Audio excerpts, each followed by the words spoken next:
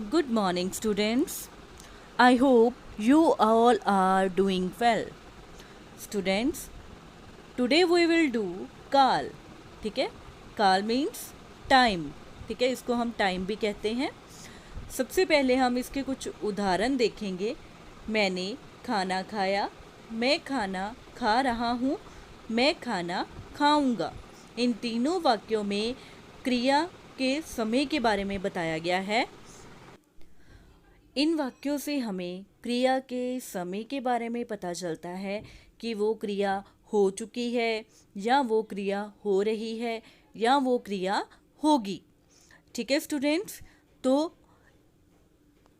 जिन वाक्यों से हमें क्रिया के समय का पता चले या करने का पता चले उसे हम क्या कहते हैं?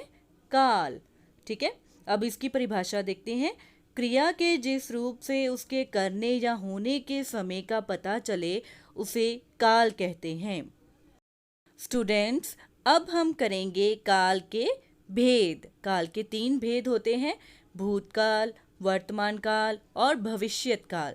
सबसे पहले हम करेंगे भूतकाल. इसे इंग्लिश में पास्ट टेंस कहते हैं. क्रिया का जो रूप उसका बीते हुए समय में होना बताए उसे भूतकाल कहते हैं. यानी कि जो काम हमारे पास्ट में बीत चुका है उसे हम क्या कहते हैं? भूतकाल. ठीक है, आइए इसके कुछ एग्जाम्पल्स देखते हैं. कल बस खराब हो गई थी, माँ ने कपड़े धोए, मीना पढ़ रही थी. अब इन वाक्यों में हो गई थी, धोए और पढ़ रही थी, ये काम क्या हुआ है? हमारे बीत चुके समय में. ठीक है, तो इसे हम क्या कहेंगे? भूतकाल की क्रियाएं. सो स्टूडेंट्स, आई होप आपको ये पास्ट टेंस क्लियर हो गया होगा. ठीक है, तो अब हम करेंगे हमारी नेक्स्ट जो टाइप है वर्तमान काल. ठीक है, वर्तमान का मतलब होता है चल रहा समय और हम इसे इंग्लिश में क्या कहते हैं? हम इसे इंग्लिश में प्रेजेंट टेंस कहते हैं. आइए अब हम इसकी एग्जाम्पल्स देखते हैं. ठंडी हवा चल रही है, मैं टीवी देख रहा हूँ, बच्चे खेल रहे हैं. अब इन वाक्यों में चल रही है, देख रहा हूँ, खेल रहे हैं, ये सब क्रियाएं हमारे प्रेजेंट में हो रही हैं. ठीक है, तो हम इसे क्या कहेंगे? वर्तमान की क्रियाएं. ठीक है स्टूडेंट्स, अब हम आगे करेंगे इसका थर्ड पार्ट, भविष्यत काल.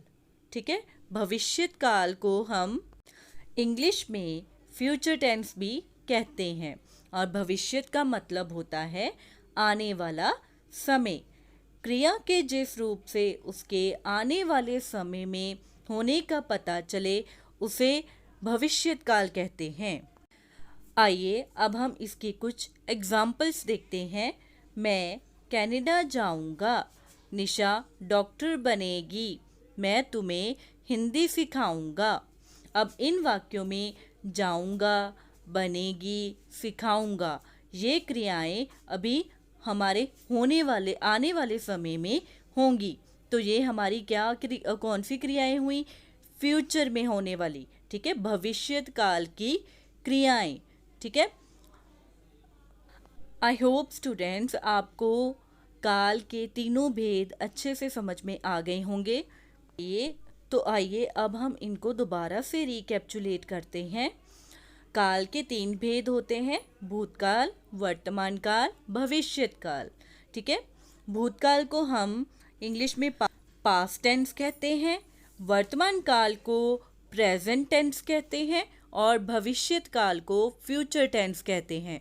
सो स्टूडेंट्स, आपको तीनों काल अच्छे से समझ में आ गए होंगे. Thank you for watching.